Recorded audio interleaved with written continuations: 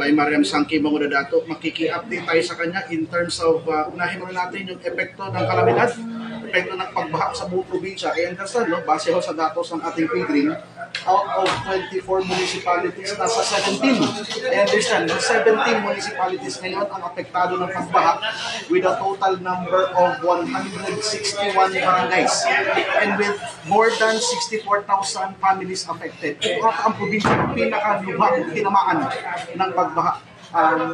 Kamusta po ang ating sitwasyon? Nakapag-decide na ho ba? Nakapag-recommend na ho ba yung ating PDRIP na isa-ilalim po sa state of calamity ang buong lalawigan ng Maguindanao del Sur following nitong pagbaha? Go ahead po, Governor. Assalamualaikum warahmatullahi wabarakatuh.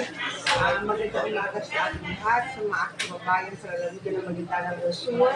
Tayo po ngayon ay nasa bayan po ng Davao Saudi. Kasama po natin ang anim na bayan dito. Katunayan, kasama natin ang bayan ng Dam, ng Kalayan, ng Tutulungan, ito bayan ng Davao Saudi, nasa Libot, sa Davao Pinyang. Katunayan, ang sitwasyon ng ating buong lalawigan ngayon, nasa PSP, nagkaroon po tayo ng deklarasyon ng state of calamity. Alam po natin na dapat kinakailangan natin maabot ng at least 15% of our area na tinamaan ng kalamidad. Hindi naman tayo pwede magkaroon ng calamity without declaration of the SP. Na hindi magkaroon ng declaration ng SP, of course, we need a resolution to pass para naman magamit natin ang ating calamity fund. But ito po ay nakatanggap ko lamang. Nakatanggap ko lamang ng kailang resolution. Kahapon ko lang siya nabasa. At ganun pa man, yung pangbanggit ang buong lalawigan ng Maguindanao out of 24 municipalities ay 17 ang apektado nito. Yung datos na yan ay simula nung, that was a week ago.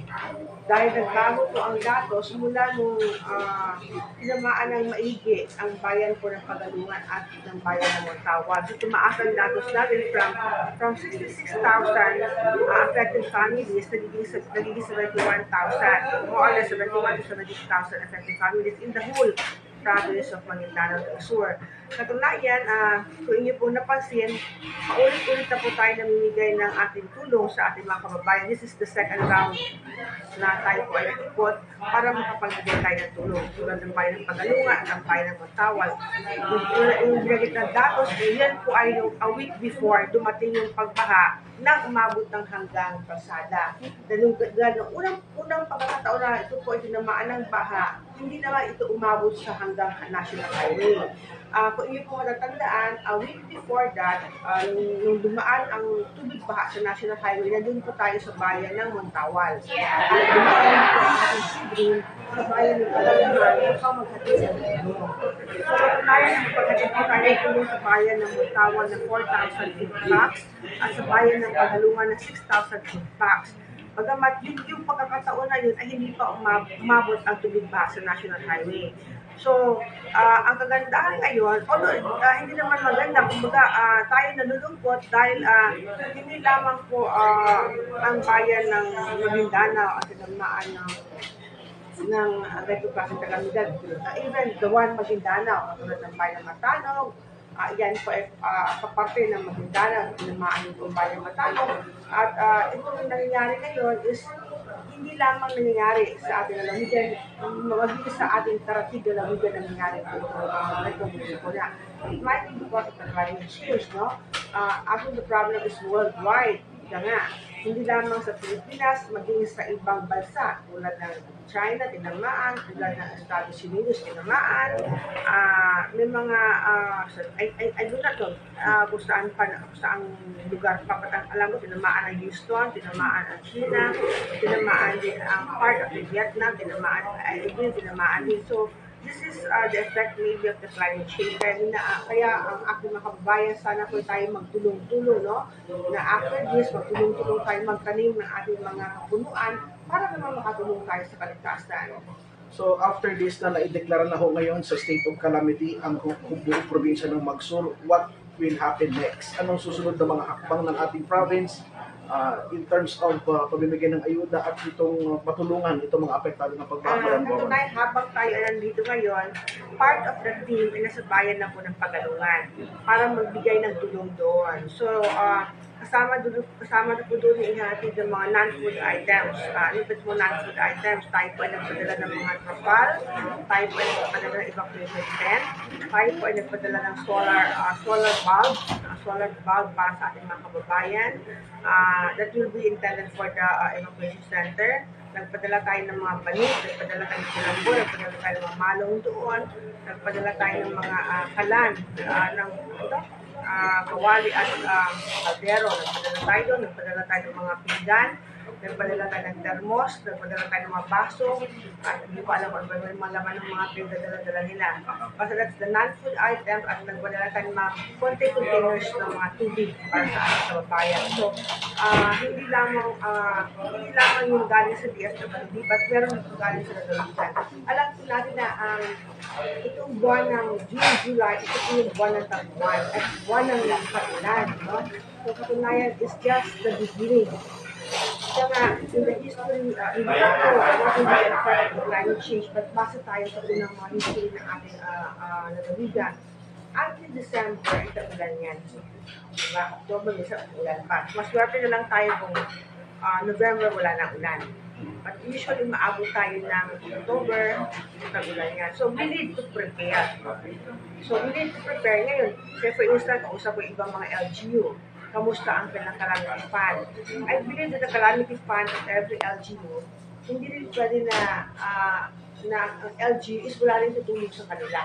Kailangan magtulungan ang munisipyo, ang barangay, at ang probinsya, para naman at ang national, no? Para naman sa ganun, kaagapay ang lahat, magkasangga ang lahat, hawak kami ang lahat, para maiahaw natin ang ating mga kababayan. Dahil kung i-action natin ito sa LGU, definitely hindi ito makayanin ng calamity fund ng LGU. Because out of 5% calamity fund of the LGU, a certain percentage of that will go to quick response. Or sometimes sa capital outlay nila. Kailangan magpili na ambulansya, kailangan magpili na restaurant. So doon nababawas yan. That is a certain percentage of the 5% of the calamity fund. So dito naman tayo sa AIX payout gov, talagang yung tulong ng ating House Speaker, Martin Romualdez, ay sa pamamagitan ng AIX. At nakabigay po tayo ng tulong, lalo na timing sa panahon ng kalamidad at panahon din ng pasukan. So, anong gusto po ipaabot ng ating House Speaker through the initiative ng ating gobernador? Tayo po ay nagpapasalamat sa ating magaling na House Speaker, Martin Romualdez, sa kanyang tulong sa ating lalawigan sa pagbibigay ng AIX. Dahil katunayan, timing, no? Right after pagbibigay natin ng mga food packs sa ating kababayan, sumunod ka agad AIX na ipamigay natin sa ating kababayan. So ito siya sa timing na but we cater, na una natin cater yung mga women's. Alam naman natin sila yung naliyak pa lang sila yung women's, mga nanay, sila yung naluluto sa bahay, kaya inuuna natin sila. Yung mga PWD, kasama rin po doon, yung mga orphans, binibigyan pansin natin po doon, para naman lahat ang sektor, mabigyan natin ng pansin at walang mapag-iwanan. Okay. Then, pangatlo, how about yung Arm-to-Farm program? Paano yung mga farmers natin na naapektuhan yung kanilang popo? Yeah, nakakalungkot dahil right after, if you remember, nagkaroon tayo ng El Nino. Tapos bigla umulan. So the province distributed a lot of fertilizer, seedlings, tomato seedlings, palays, and mga palay seeds, mga corn seeds sa ating mga member na Arm-to-Farm. At tayo po nalulungkot dahil ang lahat ng ating pinamigay sa ating mga kababayan, ito po ay sinira ng bagyo. Katulad na aking sinabi sa ating mga kababayan, huwag po sila mag-alala doon sa mga nabigyan natin dahil mula po sa lalawigan ng Maguindanao at muling tutulong ang lalawigan ng Maguindanao. Dahil po ito po ay natanggap nila ng libre, lalo sa mga farmers natin.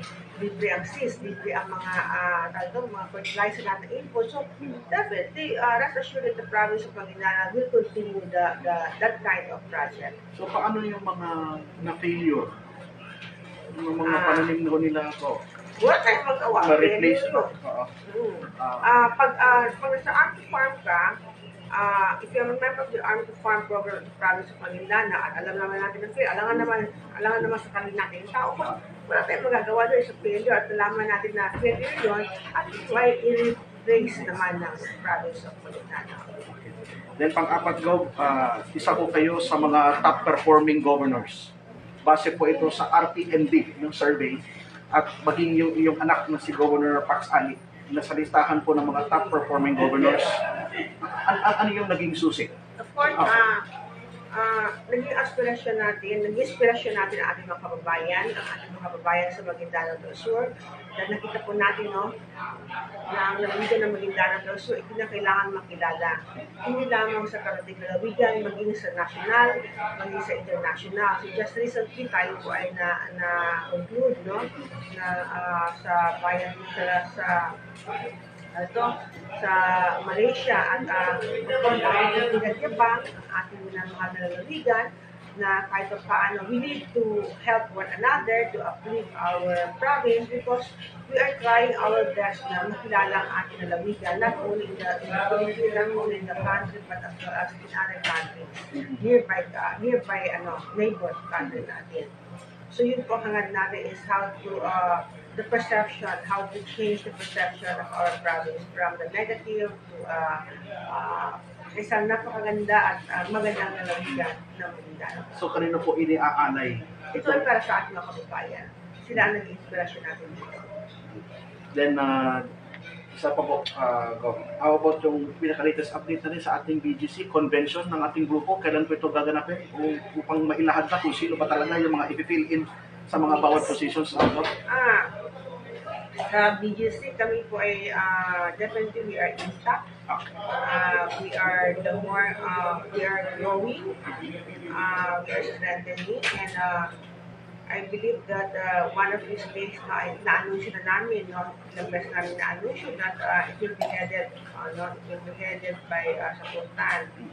At hopefully, there will be sa ngayon wala pa muna naganap na convention or assembly ngayong buwan, but there will be within the principality pag-uusap-usap. Tuloy-tuloy ang pag-uusap at tuloy-tuloy ang panig ng mga principals. So ano masasabi mo po, Gov, na talagang growing yung BGC, yung support Well, mo? I'd like to thank all our constituents in the region of Farm sa pagbibigay suporta sa BGC. Dahil alam po natin ang pangalan ng bawat isa is paano natin paguhin at tungo sa isang kabagong region ng Farm. So ng ating Pangulo, dadalo ko ba? Of course, to support the President. Thank you.